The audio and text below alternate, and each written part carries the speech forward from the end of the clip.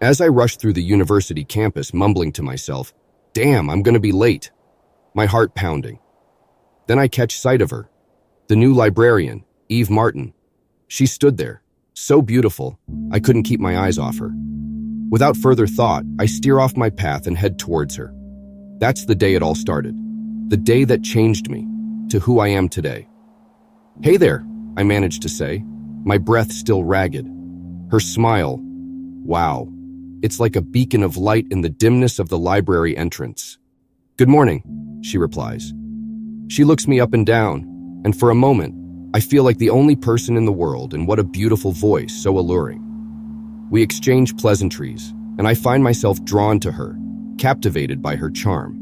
But before our conversation can go any further, I hear Coach's booming voice calling my name from across the courtyard.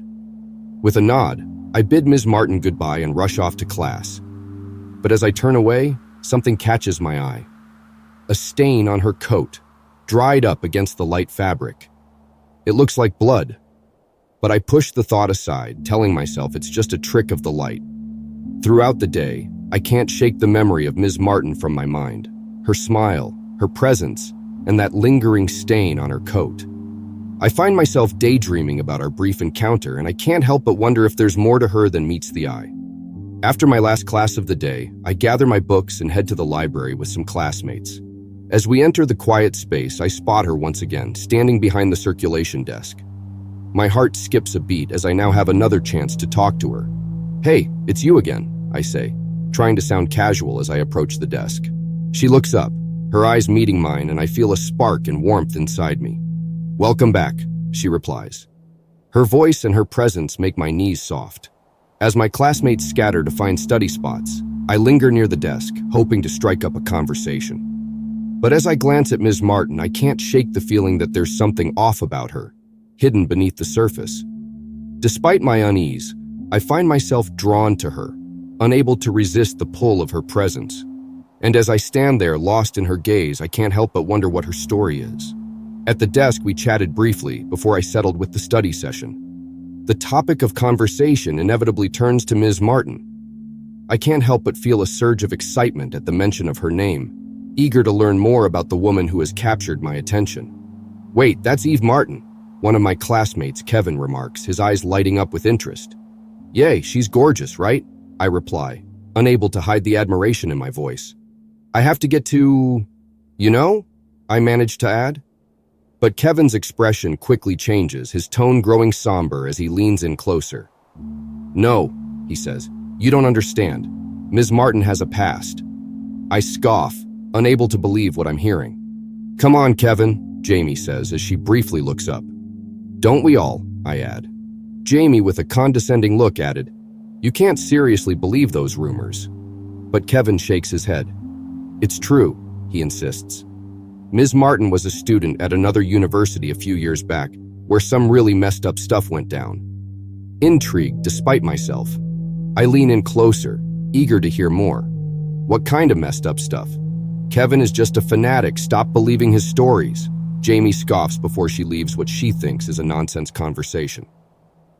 Kevin takes a deep breath before continuing, his voice barely above a whisper. "There was a maniac on the loose, terrorizing the campus and leaving death and horror in his wake. And rumor has it that Ms. Martin was there, that she witnessed everything." I feel a chill run down my spine at Kevin's words, feeling a bit of uneasiness. "But that's not all," Kevin adds. "After the maniac was finally caught a little later, strange disappearances started happening. People were going missing for days, before their bodies turned up drained of blood." I shake my head in disbelief, unable to wrap my mind around what I'm hearing. "You can't seriously believe that Miss Martin had anything to do with that." But Kevin just shrugs. "I don't know, man," he says. "All I'm saying is, there's more to Miss Martin than meets the eye." As I sit there, pondering Kevin's words, I can't shake the feeling that there's something off about Ms. Martin. Something hidden beneath her charming facade.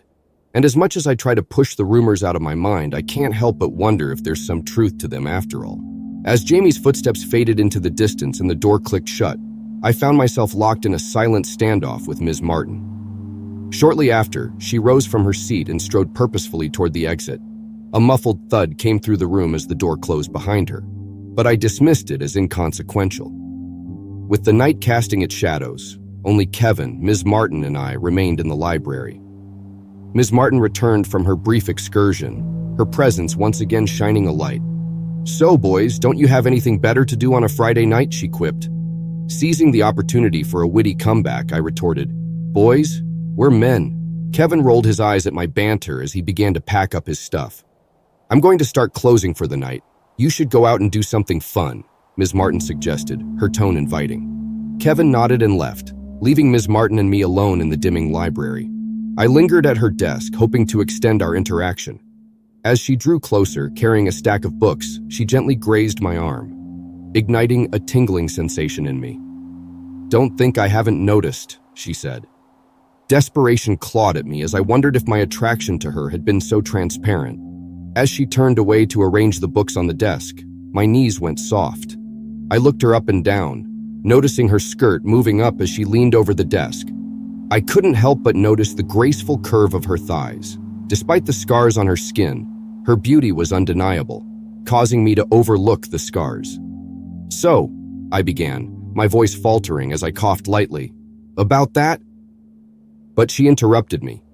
"I don't mind. I kind of like it," she said. Droplets of sweat coming down the side of my head, and I start shaking slightly as I think to myself, "Is this really happening?"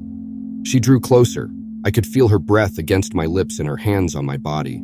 Ms. Martin briefly blushes, and I notice a smirky smile as she feels my abs. She leans in, whispering in my ear, "What do you like?"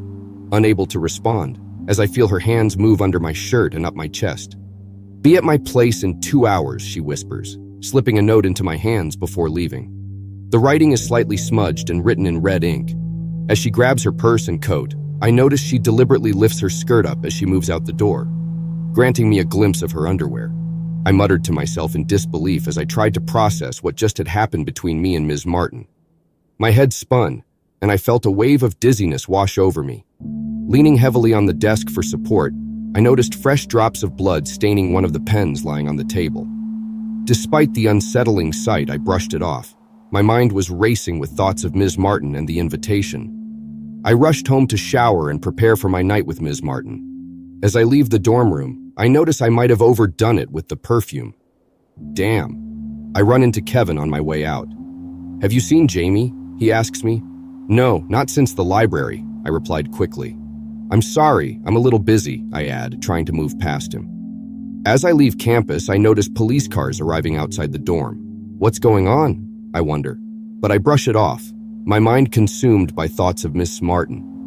Walking through the streets, I notice more police cars racing towards the campus. I briefly wonder what's happening before I turn up the stairs to Ms. Martin's home. Before I can even knock, Ms. Martin swings the door open, illuminated by light from behind her. I'm stunned, speechless. She's wearing nothing but an apron with lingerie underneath. We locked eyes in the doorway, completely silent before she takes my hand and gently pulls me inside. Her home is stunning, though a bit sterile for my taste. I hear the loud metallic clicks of the door locking behind me with 3 locks, which I find a bit odd. I turn to see Ms. Martin, and she's a vision of perfection from behind, and I'm unable to hide my reaction, which I hope she would just take as a compliment. She turns around and looks at me, scanning me from head to toe, and notices it. With a quirky smile, she scoffs lightly, smiling even more. "Come," she says, gently caressing my face. I feel like putty in her hand, swept up in a surreal dream. "I like your outfit," I manage to say, though it's obvious I'm struggling to keep my eyes off her. She smiles in response, saying nothing as I follow her to the bedroom. She begins undressing, and I follow suit. As we both now stand in her bedroom, completely bare, I hear her. "In here," she beckons, leading me to the closet. To my surprise, it's a secret door.